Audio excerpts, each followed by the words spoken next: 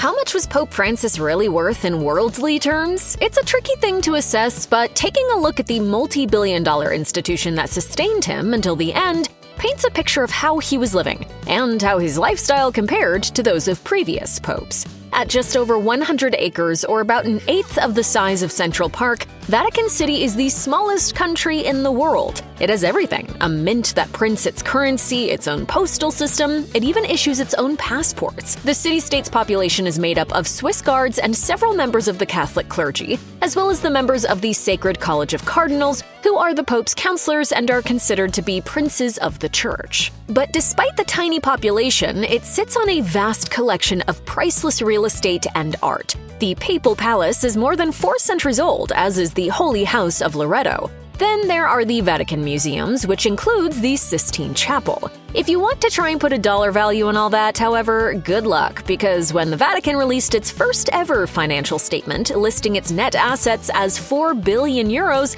it didn't include the Vatican Bank or the Vatican Museums. When Jorge Mario Bergoglio, aka Pope Francis, was elected Pope by the College of Cardinals back in 2013, he became the Vatican's absolute monarch. However, unlike other monarchs like Britain's King Charles III, the Pope owned none of the properties under his care.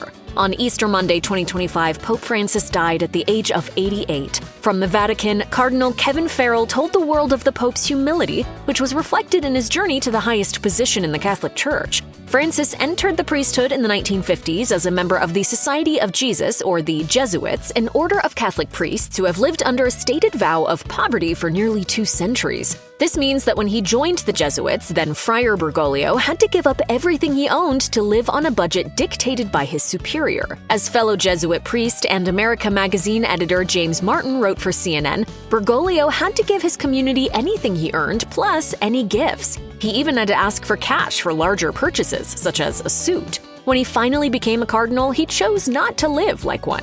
He rejected living in an ornate mansion, choosing a modest one-room apartment instead, taking public transport and cooking his own meals. Francis's austere nature was visible in his style of dress. By contrast, Pope Benedict loved his red loafers, ermine cloaks, and Mercedes Popemobile with leather seats and gold trim.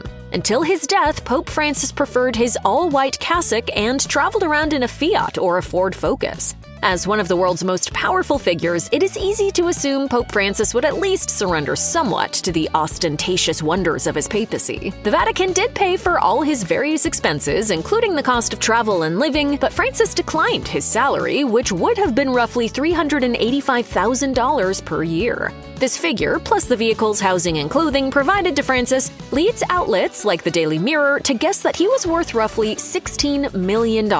But take that number with a grain of salt, as Francis reportedly downgraded from the centuries-old traditional comforts of papal living. Just one example. According to a 2013 report from the BBC, around the time Francis was anointed as the Pope, the Catholic leader decided to leave the top floor of the Vatican's Apostolic Palace, the usual living quarters of the Pope. Instead, he chose to reside in the Cardinal's Domus Santa Marta residence, fortifying his beloved, humble reputation.